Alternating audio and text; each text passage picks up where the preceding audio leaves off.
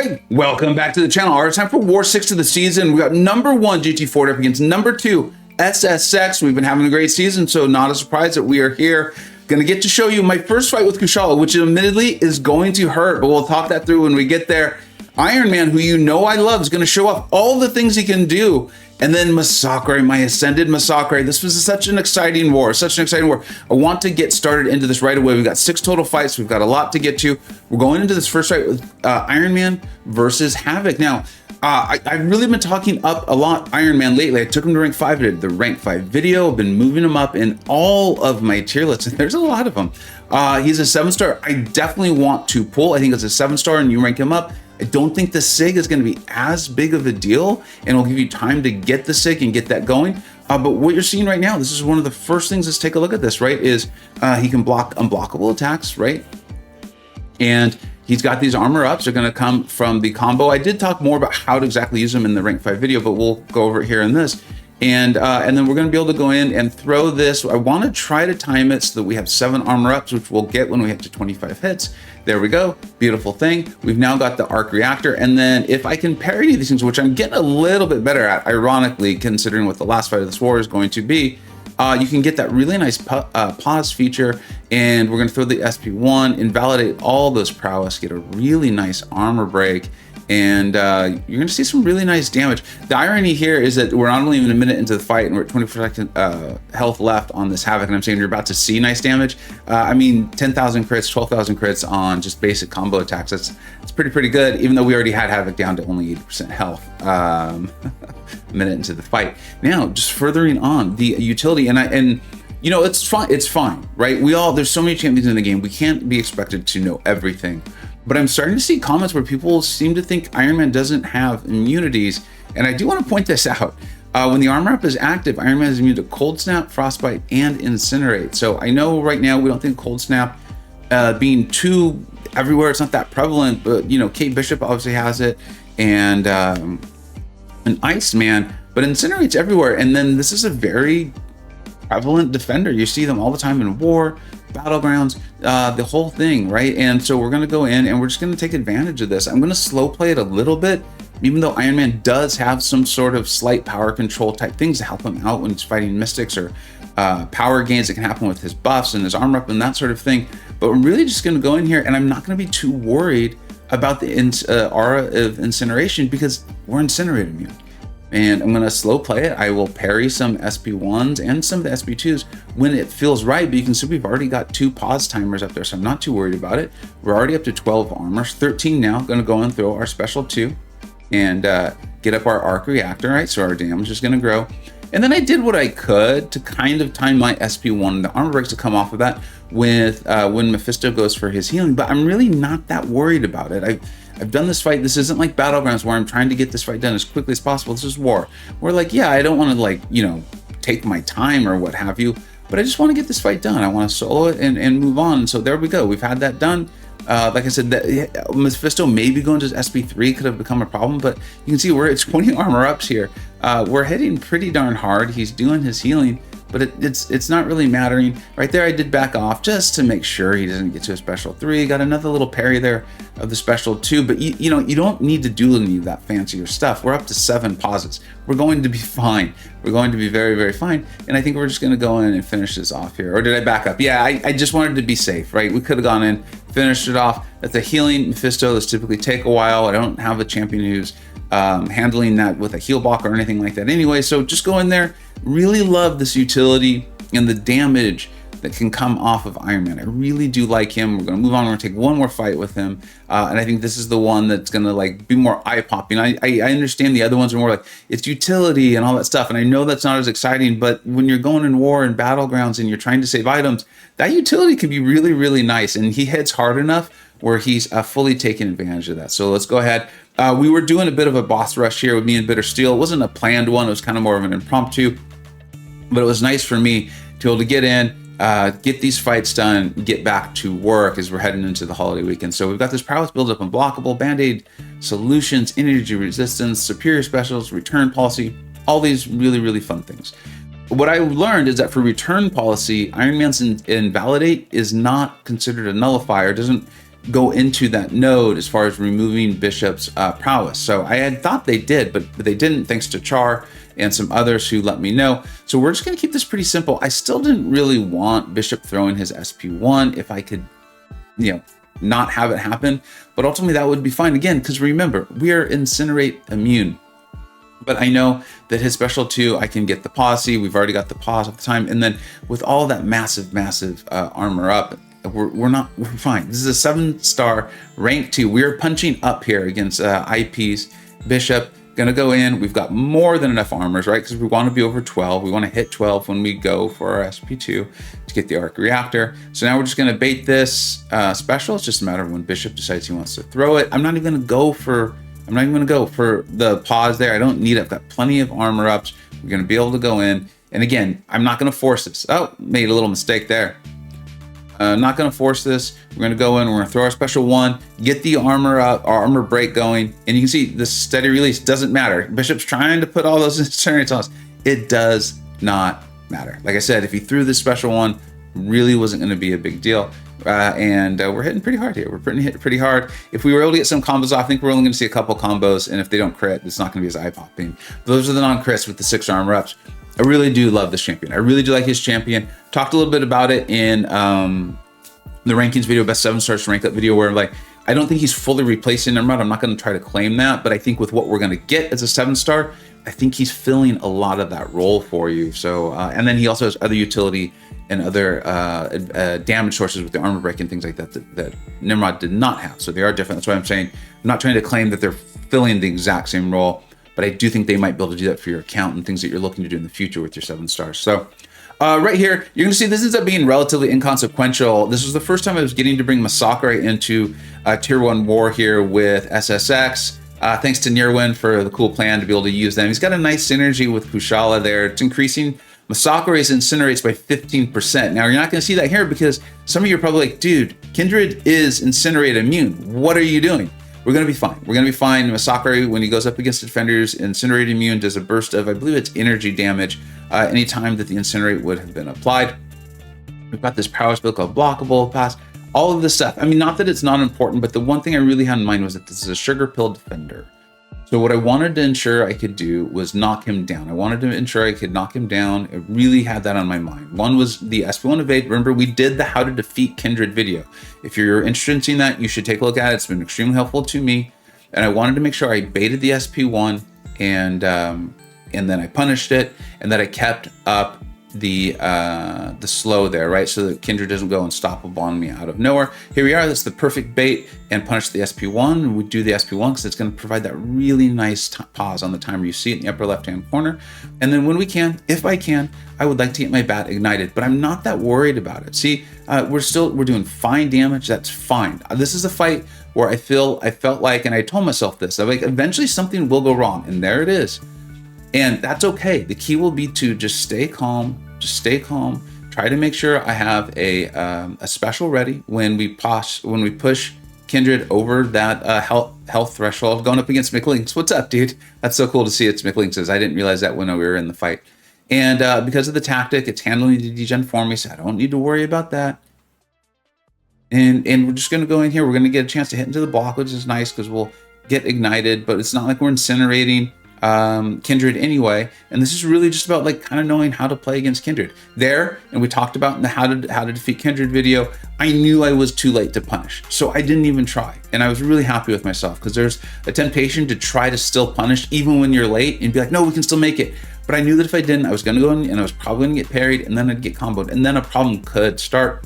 Stayed back, just finished it off. No big deal. It was not picture perfect, but I was very proud of that fight, little decisions I'd made along the way. Now we're coming up to, and this is going to be ironic for most of you because you know how excited I am about Kushala, and I am. But we'll get to that fight when we get to it. We'll talk about it when we get to it. This is actually the fight that I was the most excited to take. And I did really work through my plan mentally and figure out how I wanted to handle this fight because I was so pumped up to take it. We will eventually get there. But is this going to be this polka dot power Hulk? And the reason why I was so excited about it is because I think it's actually a really tough fight. And one of the things I was going to need to do is I was going to need to try to get ignited so that I could actually land and incinerate, right? So I'm going to need to head into the block, or I'm going to need to land crits, but also I do need to land a heavy to get the slow up on Hulk. I did many duels on this, right? Because it's even got the center reflection, so I can't stun him until I get that incinerate up. So I really need this. And then plus it's got the brute force and all that. And what I found was it wasn't that bad. Masacre's got a really nice heavy, and I've talked about that in my Masacre and my rank 5 ascended video, my ultimate showcase, those sorts of things. He's got a great heavy for timing against a lot of defenders, heavies and or specials. You're gonna see this. So my whole goal here, my whole plan was to try to get out my withers. Fortunately, that happened when either champion makes contact there, as you can see. And then now I just want to get up. Here it is, bait. And now we've got the slow up. And so the other thing I told myself was, okay, you're eventually going to get ignited. Don't force it. Don't force it. Take your time. We're ignited. It happened pretty quick. Thankfully, Hulk was willing to play ball with me. It worked out wonderfully. And now we've got our incinerates up. And then the other thing I was reminding myself is, you got to knock him down. Make sure you knock him down. Keep that slow up as best as you can. Hulk gave us heavy, so give us another chance to do it. And right now, it's like this fight's pretty much over. I'm getting pretty close to my 2 bars of power. You're seeing how much incinerates are done. A lot of people don't realize how much damage Masacre's incinerates can actually do. Now we're gonna go in, we're gonna do our little pause trick into the block. Hulk parries it. The AI is starting to parry that, and it's even starting to miss a little bit, but nothing. I mean, I think that was like a 500,000 Hulk. And he was done on a node where I knew it was gonna take me some time to get ignited. We were gonna build in power in a different way than we're used to. Got the incinerates on, love Masacre, amazing plan by the planners, near win in BG2 here, just absolutely phenomenal. And I was just, like I said, that was the fight I was the most excited to actually take, the one I put the most mental prep into and planning. So I was really pumped up. And now here we go. And I want to talk this through, right? Because, you know, my whole thing is like, I either want to entertain or teach, or even better, a little bit of both. Well, I don't know how entertaining this is going to be. Hopefully you're entertained by watching this, because it's going to hurt. It hurts a little bit, but I'm fine. But I want to teach in case some of you have this fight, because I know I just showed Kushala destroying Maestro. The only difference was Yoshi, who played it better than me. I want to make that clear right now. Is awakened, but I don't really think that made any difference here. And what you're going to see is I did duels. I did a lot of duels for this. And one of the things that just didn't translate that well was my need to make sure I landed my parries. And I'm not going to end up doing that very well here at all. And in the duels, for some reason, it just didn't matter. But I think there's probably something about this node, or just the fact that this is the 7-star Maestro with like the armor penetration or the piercer, all that. I'm not totally sure, but what I do know is when you go through this fight, you want to make sure you land your parries, even though he's stun immune. And the reason you want to do that is because it's going to get up the blessing that's going to allow you to heal back hits into your block. Also, you want the more blessings up because you want more of the ability accuracy with Kushala. So let's go into this. So my whole plan was to just bait heavies, punish them with my own heavy. We talked about how good her heavy reach is, and to bait SP2s, because I felt like that was going to be working together with me holding block and those sorts of things. Well, you're going to see it's actually going fine. Like right now, I mean, that's not so good, right? It'd be nice to be healing back a little bit. But at this point, I'm still not too worried. But right about now, I'm like, I'm already 23% health down. What the heck is going on? Because letting in the duels, and yes, it was like a 4-star versus a maxed out 6-star. This sort of damage into the block was not happening. So I'm landing my heavies after baiting his heavy or punishments. So that's going well. If I can get an intercept, I will. Remember, the landing your heavy will make him be a little bit more aggressive. It's similar to an infuriate. So I want to take advantage of that. And I think I'm going to get it right. Yeah, there, but he didn't play for it. So that's fine. So we have time to block, land our heavy. And right now I'm like, I need to speed up. I am losing this battle. I am well behind and I am losing, and I'm not getting my blessings up. I am trying to parry, but I'm just failing. You can see like right there, I tried to parry. There I dexed, because now I'm a little worried because I'm losing so much health. But I am still at points trying to parry to get that blessing up, and it just isn't happening. It just is not happening. Look at this. The cosmic radiation is kicking in. It's not doing anything too terrible. And right now I'm like, okay, I think we can win this. I think we can win this. We just need this to go a little bit better. If I can just land a parry, get up another blessing, because I'm really worried about intercepting now, because it failed to intercept and we're dead. And we're still like, okay, Then we get the rooted there, and I used the indestructible, which I should have just blocked it, but I was worried about blocking. And then he catches me on the dash back. I really thought I was gonna be able to save it there. I just wasn't able to adjust in time. I'll show you why it hurts after this, because I'll show you the score. And I'm gonna revive and take this, and I'll explain a little bit about what I would do differently, or what you will see me do differently should we get this again, because I want this again. My confidence isn't phased at all. I want to go beat Maestro. I want to get revenge, like I did on Necropolis Airwalker. So you can see I'm just kind of thinking it through. Like, should I go back in? Should I not? And I was like, I don't need to cool off. I'm not worked up. This wasn't the AI. This wasn't a missed input. There was nothing frustrating outside of my control that happened. This is just purely like, I think I just had a bad plan. And that's on me, because I had gone and done my duels, and what was working in the duels wasn't working. So here's the big difference. And I went back and I watched Yoshi's fight again, and I saw so many of the difference between what he did and what I did. First of all, he spec'd his relic into the heal, okay? And that was kicking in and making a difference, and that would be really smart. Second of all, there was a couple of times where I did backdrafts into just a pure block. Big mistake. I think I should do the backdrafts into a parry. Now, he won't get stunned, but it'll be a well-timed block, so I'll get credit, and you can see I already got one. And then still intercept if and when he's under a bar of power. That's fine. We'll be okay. Do safe though. Try to go for lights unless I'm just feeling super confident on it. Still land the heavy here, or well, I didn't do it there, but land the heavy when it makes sense to.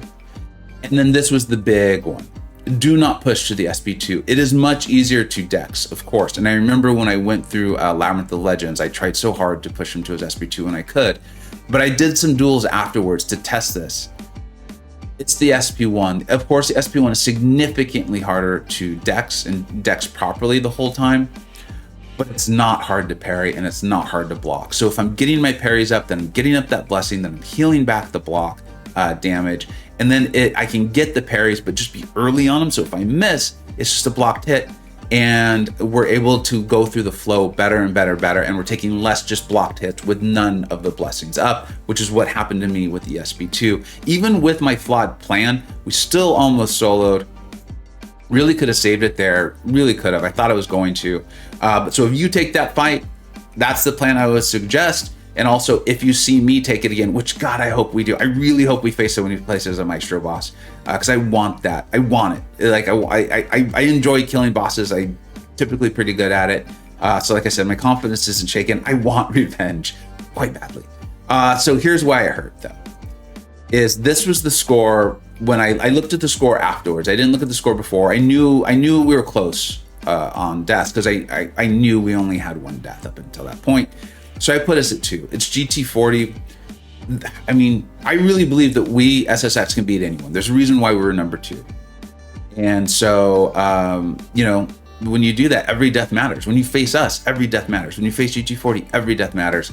So that didn't feel good at all. But I checked later in the day, and oh man, this is my battle group. We died once as a battle group. So I cost my battle group the donut. Everyone's being totally kind, and they know that like I'm not super down. Like, I feel badly. I'm a team player. I want to do my best for everyone, but they also know that I'm like not despondent over this. I'll be okay, and that's just me. So as we're finishing this off, the score is actually incredibly close. GT40 is up on us by 10 attacker kills, and we have 2 deaths, and they have 1. So if they die one more time, they'd actually have to die 2 more times, because I think it looks like we're going to need to have more defender kills than them due to how quickly they're moving through the map. We'll see what happens. I'm excited to wake up and see the results, and then let's go ahead and take a quick look at the season stats. Well, up until now we are 4-1. I've got 26 kills with now the 1 death. There's always going to be the fly in the ointment. 8 total champions have come down. Always fun to use a variety of champions. Boss kills, man, that should be a 1, but it is not. Concurrent streak obviously drops down to 0. We're starting all over again, which is fine. The champion distribution, you can see Spider-Ham did come in and take 2 Kushala and CGR, each with 1. Masacre, it is so cool to be using him. It's 6-star and Ascended, so I'm getting every single last minute with him I possibly can at the top of the game, and it was really cool to be able to come in and use him in war. You saw how good he can do. Photon is amazing. The tactic is ramping her significantly. That's why some of her fights are so eye-popping. But she is very good even without it. Iron Man, Tony Stark, none of that is tactic. That's just him. He's phenomenal. Kate Bishop, I know you all catching on to how great she is now that we've been saying this for a bit. So it's cool to see the community catching on and agreeing. And then America Chavez, her and Kate are locked in Necropolis right now. And I imagine at some point this season, they will eventually get out and be back in the plan. So we'll see how that goes. Thank you so much for watching. Hope your season's going phenomenally. Take care.